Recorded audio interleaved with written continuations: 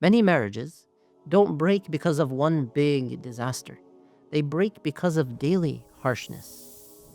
Many people today treat marriage like a private relationship, but it's also a leadership partnership because the way that spouses speak to each other shapes their children, and it shapes the home, and it shapes their own personalities and habits, and it shapes their future.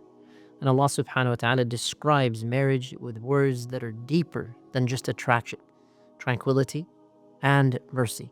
ومن آياته أن خلق لكم من أنفسكم أزواجا لتسكنوا إليها وجعل بينكم مودة ورحمة. That among the signs of Allah is that He created for you spouses from amongst you so that you may find tranquility in them. And He placed between you affection and mercy. Mawadda and rahma, two words that need to be really unpacked. Tranquility here is not an accident. It's built through the tone, through patience, through loyalty, compromise, sacrifice, repair, reconciliation. And mercy means that you don't punish the person you love for being human.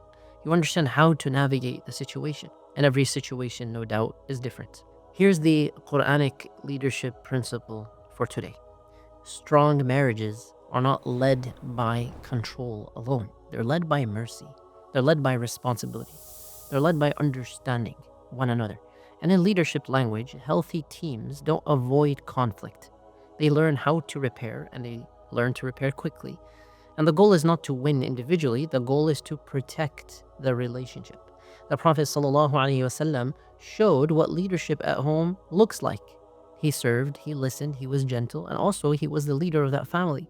And he told us ﷺ, the best of you are those best to their families, or in one report, best to their wives.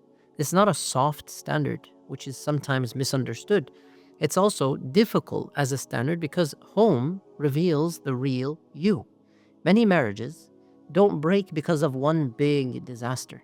They break because of daily harshness, daily mockery, disrespect, sarcasm, unresolved tensions. And the Quran is teaching us to build sakina, tranquility, through small leadership choices every single day. The calm tone that you have, the fairness with one another, the apology, the appreciation, the humility. If you want a home with barakah, treat your spouse as an amana from Allah subhanahu wa ta'ala. The way you carry that trust is part of what you will meet Allah with on the Day of Judgment. Take 2 actions today. Give 1 deliberate appreciation to your spouse, specific, not general. And number 2, if there is a tension, then initiate 1 line of repair. Can we reset? I want goodness between us. I want us to preserve this relationship. Tranquility is built. It's not just wished for. And mercy is the strongest relationship skill. Comment below, what are some things that you believe strengthen a marriage most from the things that you've heard and things that were not mentioned here? And if this gave you a good reminder, then share it with others or send it to your spouse as a form of appreciation on a positive note. May Allah subhanahu wa ta'ala put barakah in all of our homes and relationships. Allahumma ameen.